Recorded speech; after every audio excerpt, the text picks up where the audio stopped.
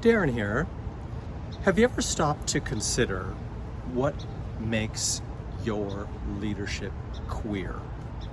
So if you're 2S LGBTQIA plus identify, how do you show up in however you lead, whether you're a manager or a supervisor at the corporate level, whether you're working in a nonprofit, whether you are a creative solo entrepreneur and you're promoting your thing, your product, your service online, in your family, how you support the people that you care most about. That's all leadership. But what part of your queerness is on display? So I think what's interesting to me about this question in queer integrity and leading from queer integrity means understanding yourself for all of your uniqueness, your skills, what you're passionate about, what you stand for, what you value.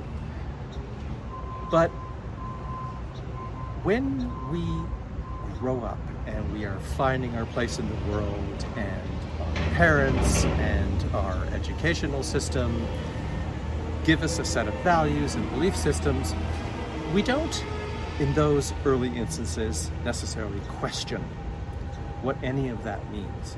And often, as adults, we still don't question those things. We have morals and ethics that we may follow without question. We may think they're actually really good and meaningful and they help guide us, but we've maybe never stopped to think about, why is this important to me? Growing up, before I labeled myself as a gay man, I was always second guessing myself. I was always observing, being quiet. I was always practicing a kind of performance. I was holding back parts of myself that I was deeply afraid of exposing, that were indicated to me by people around me. Thankfully, I didn't get this from my parents. I'm really lucky. I know a lot of people did. But certainly the schoolyard bullies, so to speak, were able to point a finger and say faggot, gay, femme, or it's not that I was necessarily effeminate, but that would be used as a slur to mean I wasn't one of the boys. So you learn very early on, as a relatively scrawny, fearful of being athletic individual. Like, I wasn't a big guy, I wasn't like physically capable of beating up the other kids. Not that I'm saying that's a good thing at all. I learned to be silent, to hide in the shadows. I don't know if that contributed to my earlier introversion, but I certainly wasn't very forthcoming for many years. I didn't date. I didn't want to give anyone any indication of my failure in the social contract to show up in a particular way. Failure to show up in a particular way. Failure to adhere to the norms. And it's not like being queer or gay or lesbian or transgender or non-binary is really so uniquely different. It's just variety. I'm wearing a pink tank top. I could have just as easily worn a thin black t-shirt today.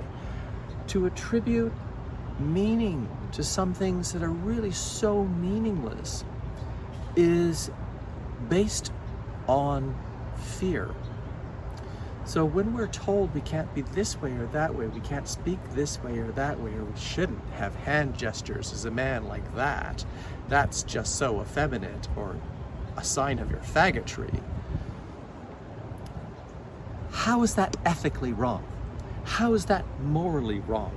How is that hurting anyone else?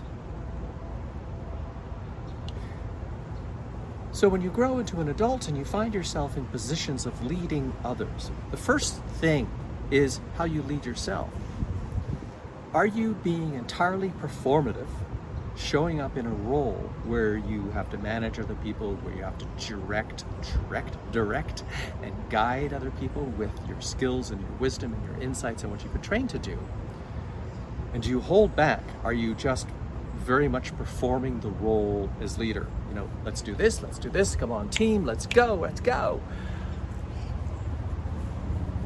Or is there the vulnerable humanity of who you are apparent in not every single thing that you do, because there's a time and a place for everything, but does your own narrative, your own truth come out as a form of inspiration?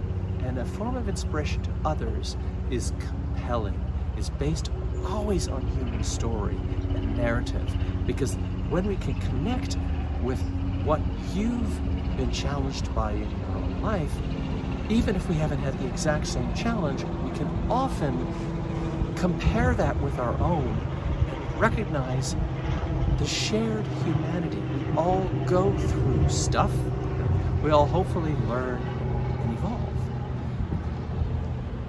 So when you're showing up today, I encourage you, invite you, challenge you to observe yourself.